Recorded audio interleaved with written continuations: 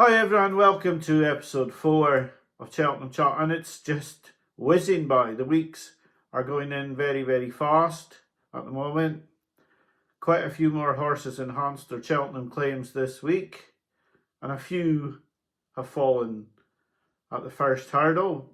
Who knows if they can come back and look good later in the season. I will make the majority of this video prior to Cork and prior to Majborough's run.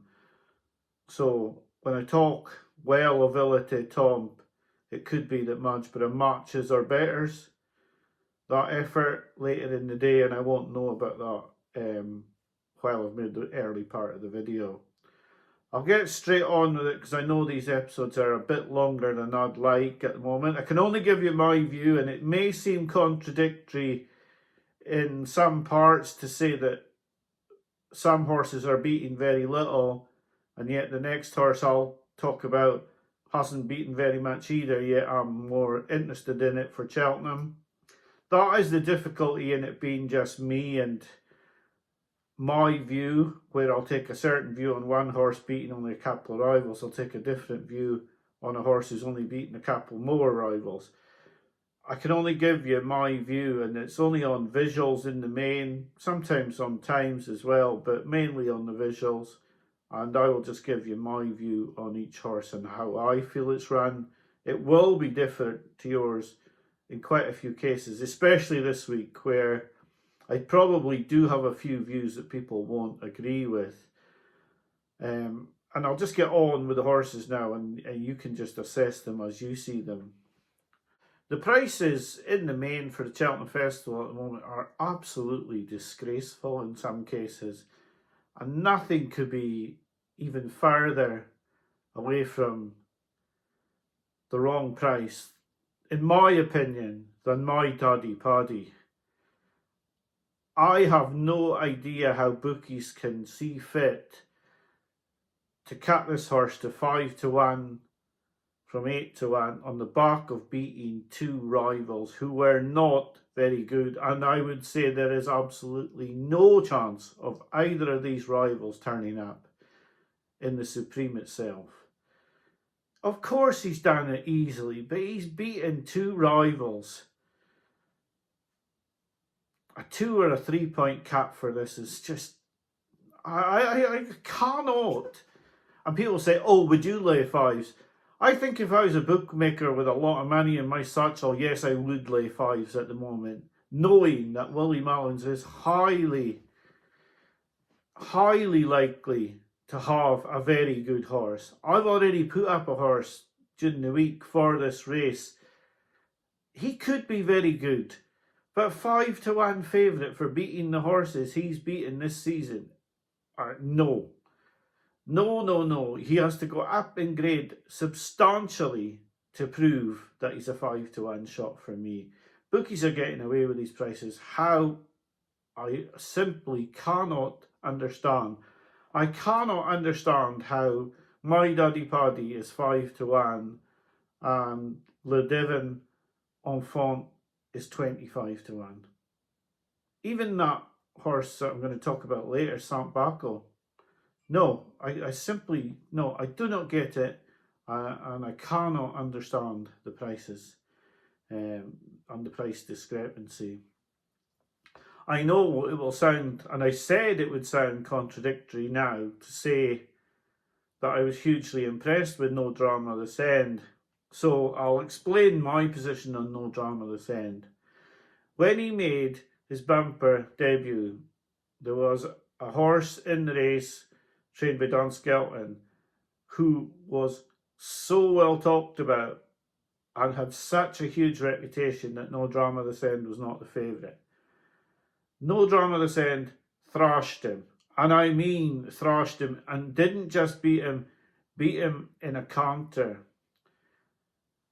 He then raced against Heads Up at Cheltenham. Heads Up looked, after being second in the bumper at Cheltenham last year, like the horse to be on. Again, No Drama This End tapped him away, and easily, really easily. And again on Friday. No Drama this end, has beaten 4 previous winners, no matter how good they are. And I believe one of them was really highly thought of.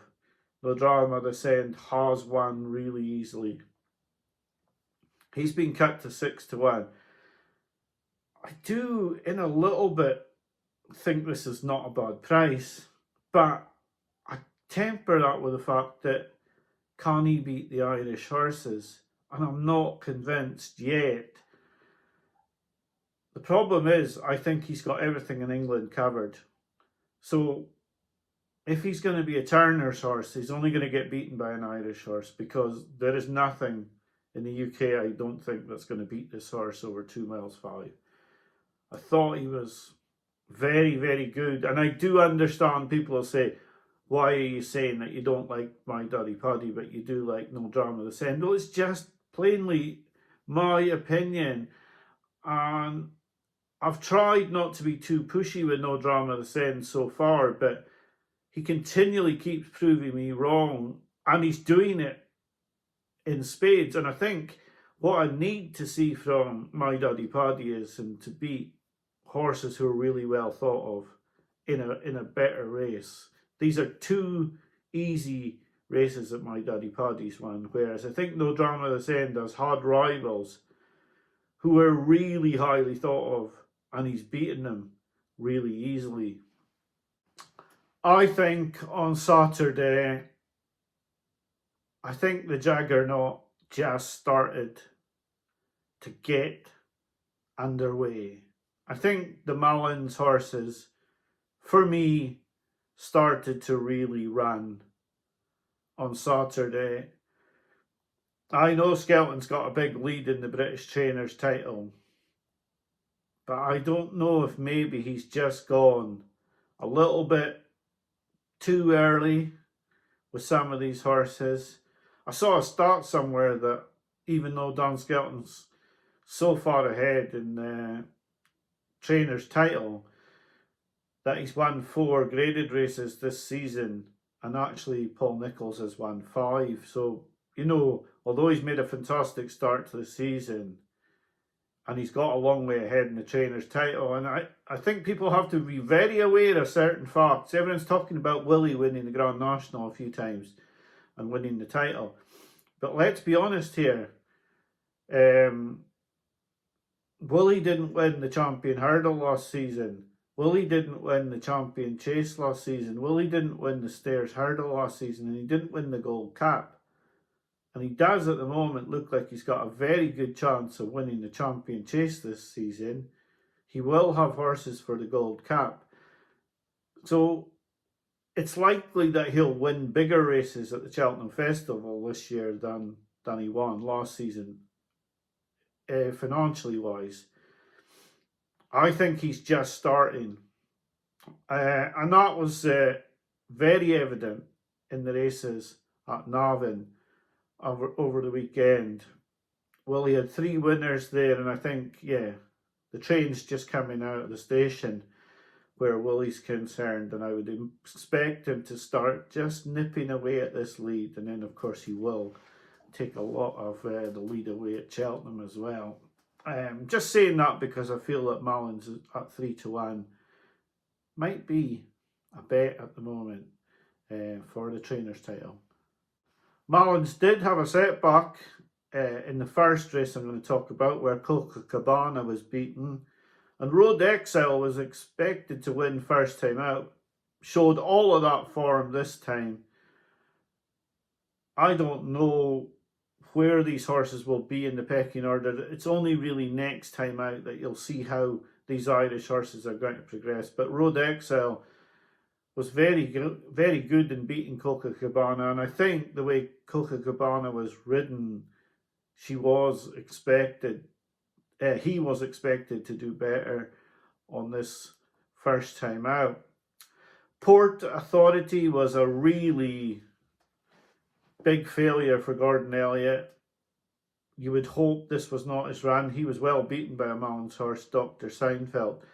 And this is a horse who's improving, and the first of the Mullins winners where you're starting to think Yeah, the stable is starting to run now. So was Sambako.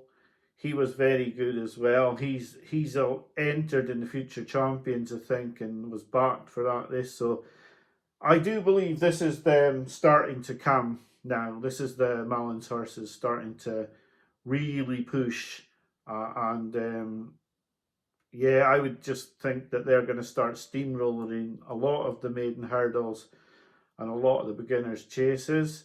Predator's Gold won the beginner's chase after quite a long time off the track. I'm not just beat Slade Steel, but as we said last week, the Bromheads horses are just not quite finishing out like they were a month ago. Slade Steel, who knows if this is going to get a handicap mark below 145 and go for the handicap chase. He's a supreme winner, but he's been beaten by good horses. The other horse that was in this race that I want to talk about was Wingman, who was beaten nearly as far by Predator's Gold as he was by Final Demand. So this is a disappointing performance from Wingman here. Carl Terrell, he was beaten further by Predator's Gold than he was beaten by Final Demand. So there are horses coming out now who are going to be perhaps rivals to Final Demand, just like Jimmy Desoy, Wendigo. They are coming out the woodwork. Predator's Gold, I would say, would probably be a horse for even further, but who knows at the moment. But yeah, I do think that the Mullins juggernaut is starting to roll into action.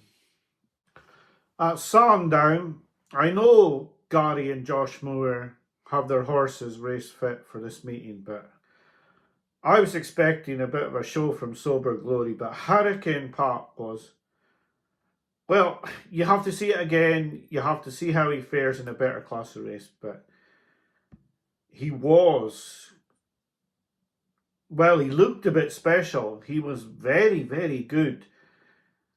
You have to see it again. You have to watch the horse again and see what he produces. But I was shocked how he won this. Now, I don't think Sober Glory ran his race. He couldn't have. But yeah, I was surprised at how easy Hurricane Park won this. It is a case of let's see what he does next time out. But he was really, really impressive on this occasion. The next two horses I'm going to talk about, I'm going to be contradictory again. So, Lualamba was impressive, won nicely. Would I take 5-2 or 3-1 for this horse to beat Romeo Coolio and Colpick de Board? No, I wouldn't. I really wouldn't. I thought early in the race he got a bit run off his feet and he was a bit shocked. And this was against Be Aware and Lump Sam, who are good horses, but for me, top class handicappers rather than graded horses. I'd have to see Lualamba do this against proper 2-milers like Colpick de Board and Romeo Coolio, because the thing for me is that Romeo Coolio and Colpick de Board are going to be able to go at this pace for longer. I just wonder if they get him out his comfort zone like they did early on here, if they can get Lualamba beat. People will say I'm harsh on Lualamba, and I'm probably being very harsh on Lualamba on Final Demand because these are two potential superstars who cost me an 8th profit in a row, and both I feel, if they'd run the races, should have won at Cheltenham, and they neither did. I do wonder about Lualamba needing a bit further. Is he going to get run off his feet? I couldn't take the price as it is now. He was extremely good. He won easily. But for me, you look at the race, he's beaten Be Aware far easier than July Flower did, but then he'll get £6 less in the Arkle because he'll have to carry the same weight as everything else. So whereas he was getting £6 off Be Aware here, he won't get that in the Arkle. He wouldn't have needed it in this race, but then he's got £7 to give to July Flower. that would take her not right up his backside, but not far off. Then bring in Kopic de Board and Romeo Coolio, who, like I say, can jump at this pace for longer.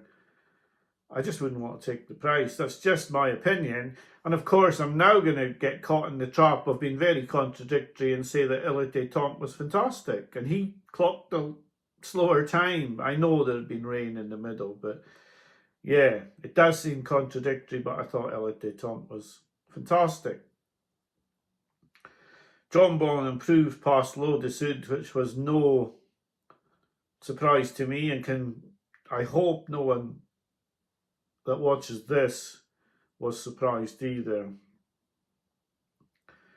L'Eau de Sud is a horse that needs to be fresh. You can think trainers are really good. It's like footballers. They can have a really good game, but when they play badly, you can still call it out and say they didn't play badly. Now, Dan Skelton's doing amazing things with a lot of horses, but for me, he's doing a lot of things wrong as well.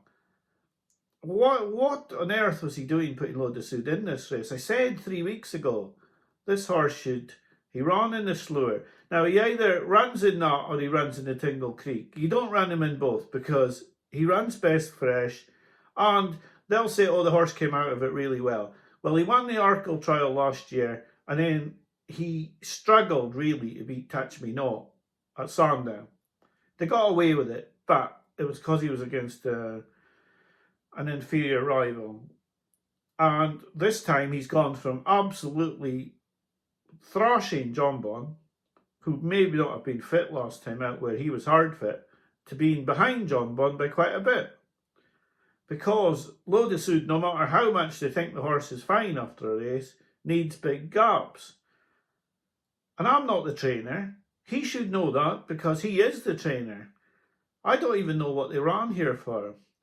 I would say if they leave L'Eau de Sud in his box until March and you can get 20 to 1, he'll be a right good each way bet. I'm not saying he'll beat Etait Temps because I don't know if he will. And I don't know, as I said, I'm making a video before Majborough runs. But I would think he would run a very, very good each way bet, each way race. But only if he stays in his box from now until March. If they come out with pot hunting, oh, we'll just take him here or there because they think they can win, you can forget his champion chase credentials. I know that Skelton wants that title, and I don't know if he's probably wants it that much. He probably cost himself it, in truth.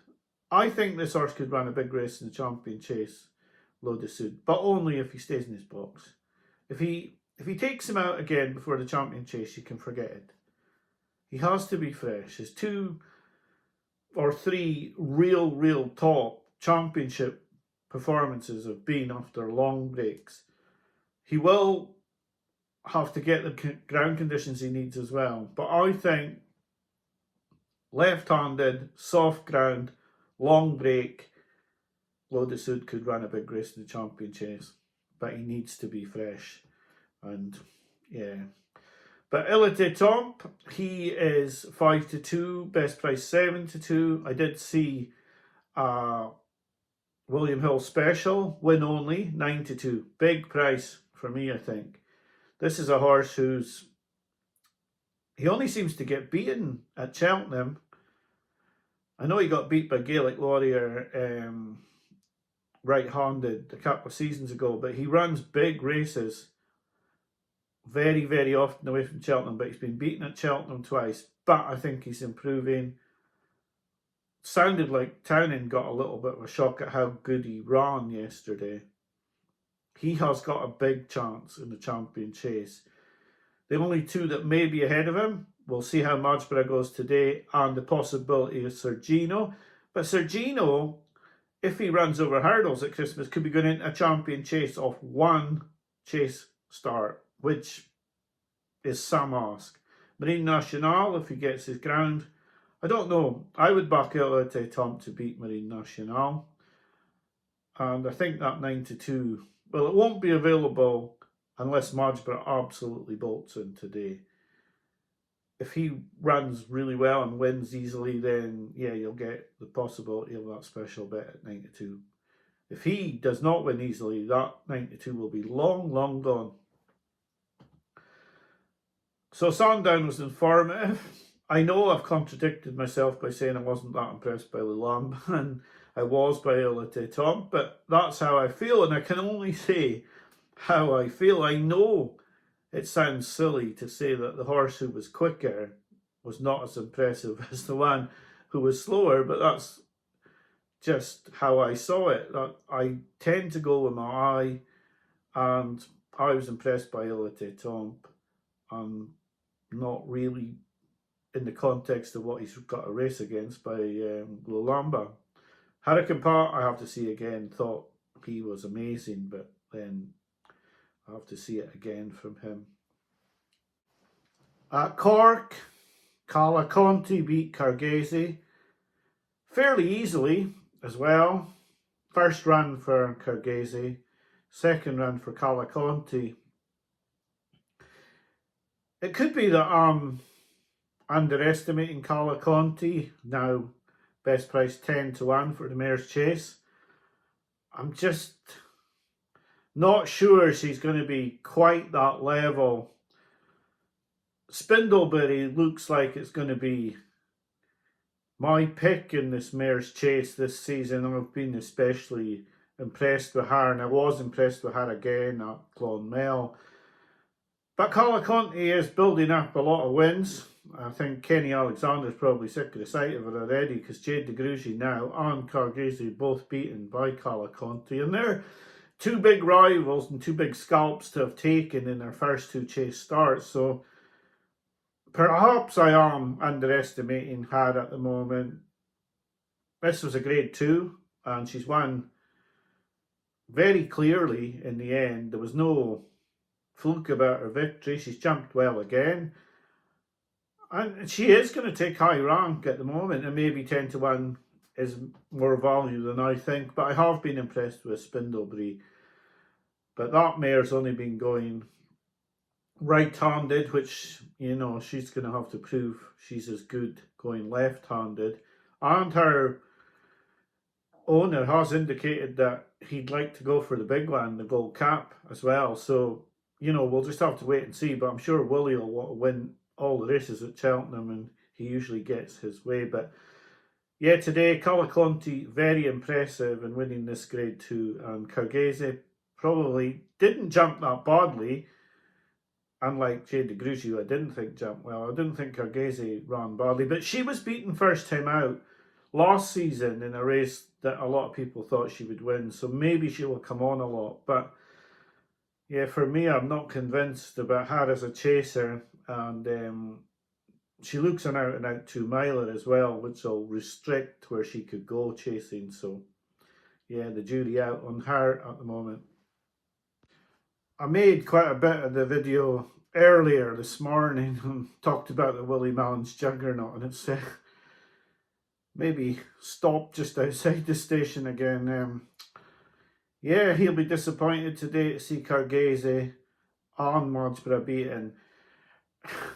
I've said about Skelton making mistakes. I can't for the life of me understand why anyone would run Majborough on a right-handed track after watching that race just now. I mean, I'm only talking straight after the race, but he jumped terribly.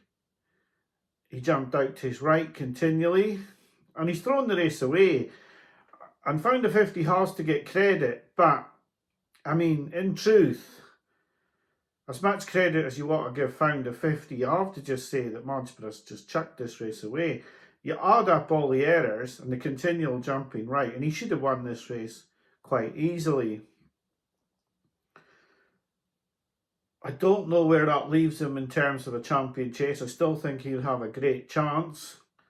Is the speed he's going? Well, he made his own running today, so it's not like the speed of the race is catching him out. I just think he's trying to go to his left all the time, and that is making things very difficult for him. I think it would be different on a left-handed track. I think he would jump better there. Yeah, I think the jury is out on Majborough, and I think after this weekend you would have to be thinking about Etait for the champion chase at the moment as being Willie's big bullet. Majborough just gave Mark Walsh an awful time today, in truth, and they will be looking for answers, I'm sure, as to where they go, what they do. This was disappointing. It's his first run of the season, but it's clear the jumping errors haven't been ironed out, and although he isn't on the deck, I'm sure that Willie Mullins is facing the same sort of problem as Nicky Henderson faced with Constitution Hill. You can only expect that Majborough's jumping well at home and then doing this on the track, and it really is not going to be a good sign going forward if he continues to do it. So I do still think that Willie's horses are starting to run a lot better. He's had a lot of reverses today at Cork, though. 3 runners up, all odds on, I think. Well, maybe Cargesi wasn't odds on, and all to Elliott, which he won't like at all. But we do need competition. We need horses to be competing with the Mullins horses, and I'm laughing to myself because Found of 50 was another of my bets last season for the champion chase who didn't run well. So, yeah, they all seem to be running fine this season, but when I needed them last season, they didn't run well. So I'll be back to you next week. I would think it'll be on Saturday night next week. I'll put the video up. We did get a lot of clues this week. Disappointment for Majborough, and I'm sure he has a massive amount of supporters in the champion chase market. I wouldn't give up on him quite yet. Poor run from Load of Sud yesterday. Star of the show was definitely Etait, and a lot of good winners in other races this week. So I'll be back to you next week. Thanks for watching, and bye for now.